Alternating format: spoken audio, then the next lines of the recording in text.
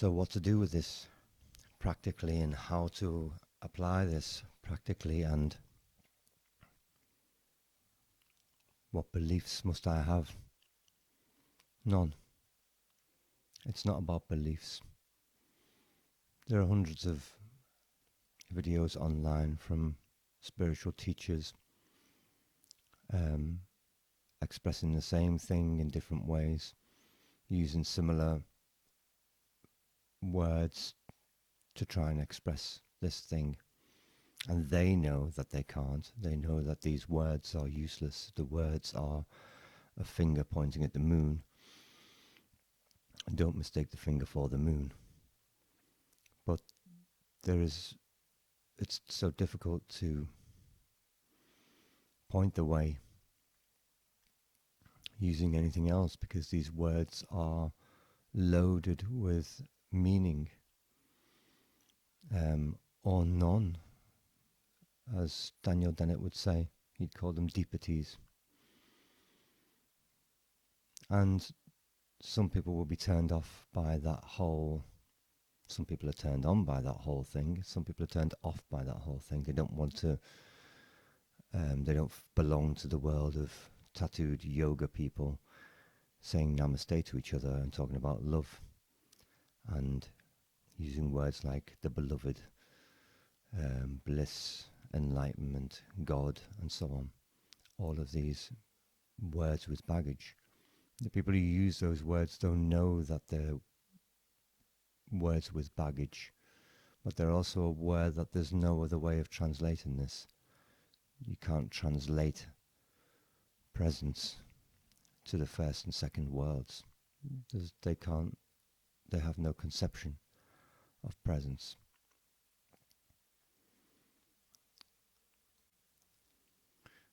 The beauty of this is that you don't need to do any of those things. There is no person that you have to be, no particular anything that you have to be. You don't have to express that to the world through your physical form.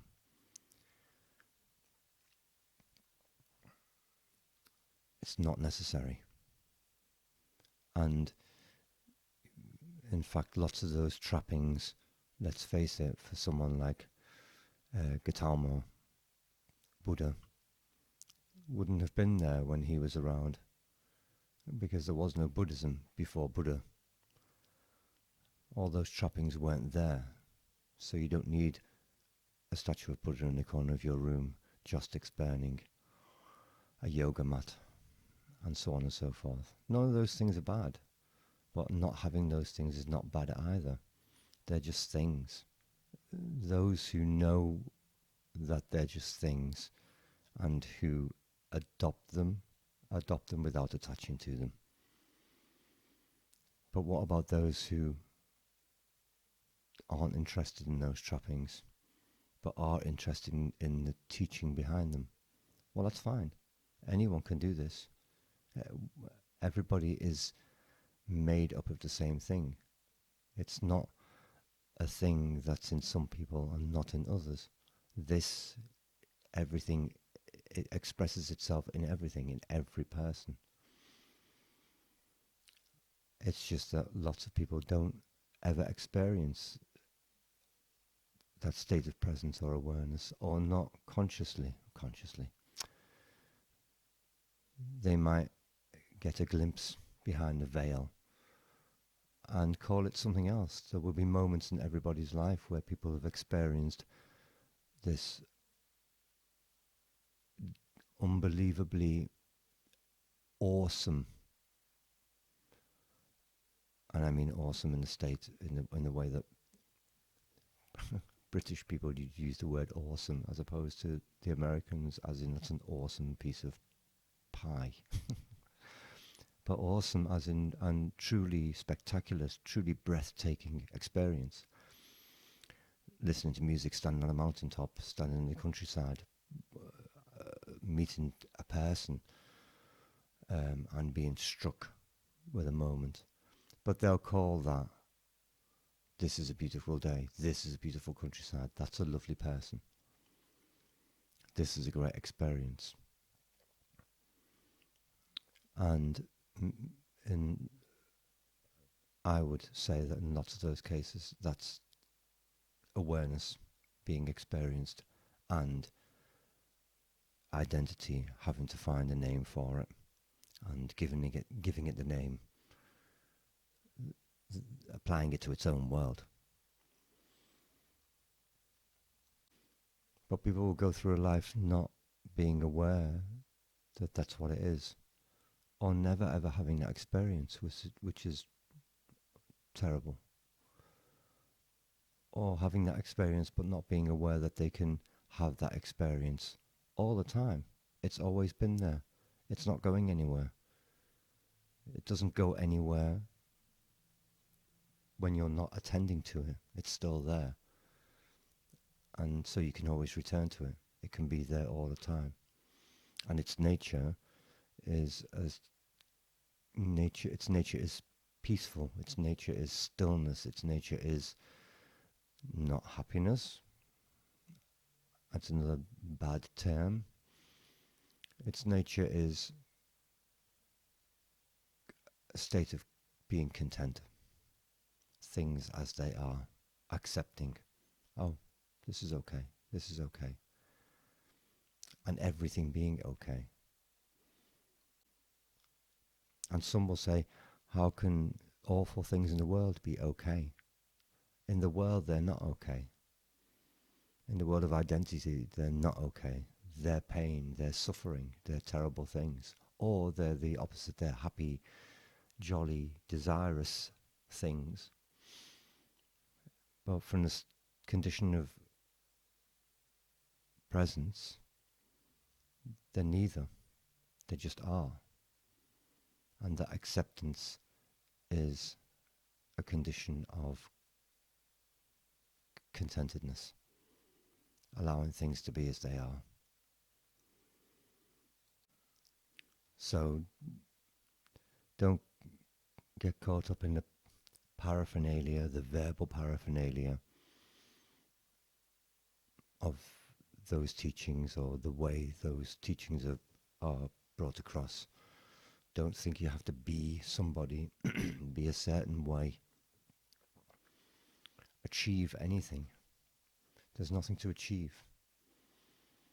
There's meditation, sitting in meditation to become enlightened is a bad idea, because sitting in meditation implies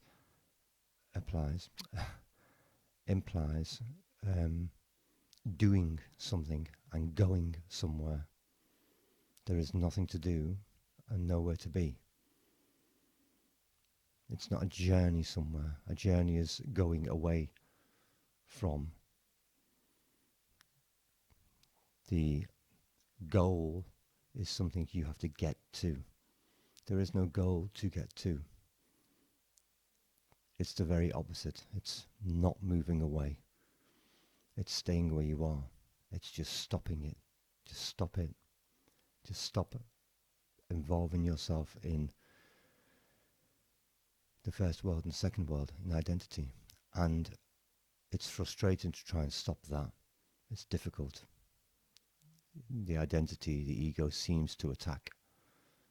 But there's nothing there attacking you. It's an illusion. The attack's an illusion, and the thing it's supposed to be is an illusion. But you can use that as a trigger to remind you, this is an illusion. I can still allow it to carry on. I can allow a manifestation of isness to carry on and live my daily life without attaching to the illusion. So this does not mean that you stop living a daily life and you go and find a cave to sit in and meditate for the rest of your days until you die. You're involved in the illusion, the dance of life. Isness manifests itself in life. It's the dance going on. So take part in the dance. That's fine. Be aware of the dance. Enjoy the dance. But don't be the dance.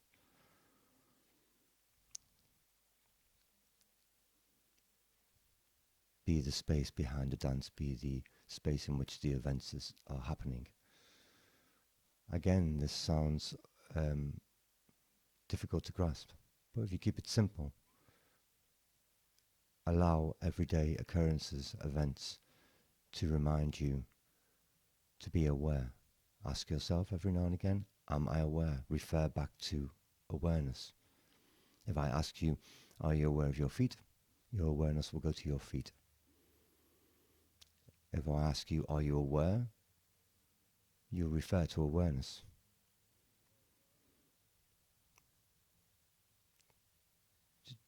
Use those things as a trigger to bring you back to awareness as often as possible.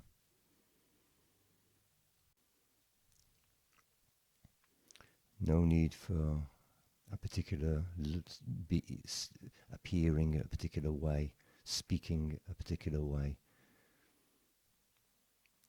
No need for doing a particular thing. Just returning to presence over and over again, and for longer and longer periods. And the longer you stay there, the longer you want to stay there. And the longer you stay there, the more the identity appears to awareness as the thing it is, an identity, a story, narrating itself, talking to itself. I mean, that's literally what you do, walk around. And some people are not aware of this. Walking around talking to yourself all the time, narrating your life. Lost in the narration. Lost in the narrative. Lost in the telling of the story.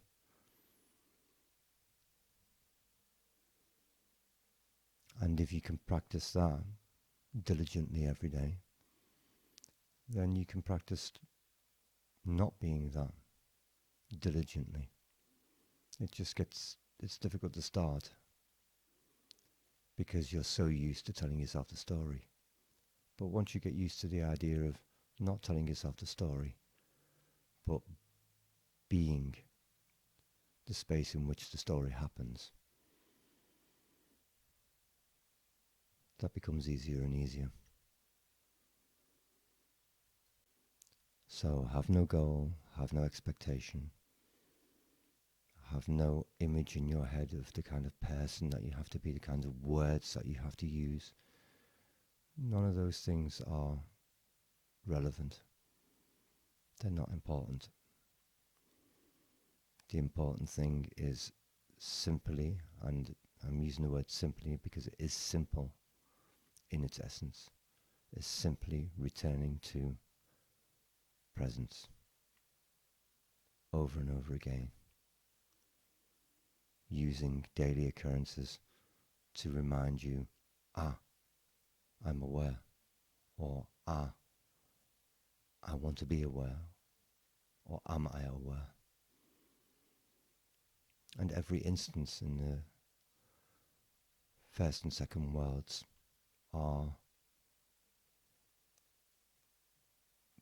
possibilities, doorways into presence, if you choose to use them. I hope this was useful. There are some more videos around that topic on the channel.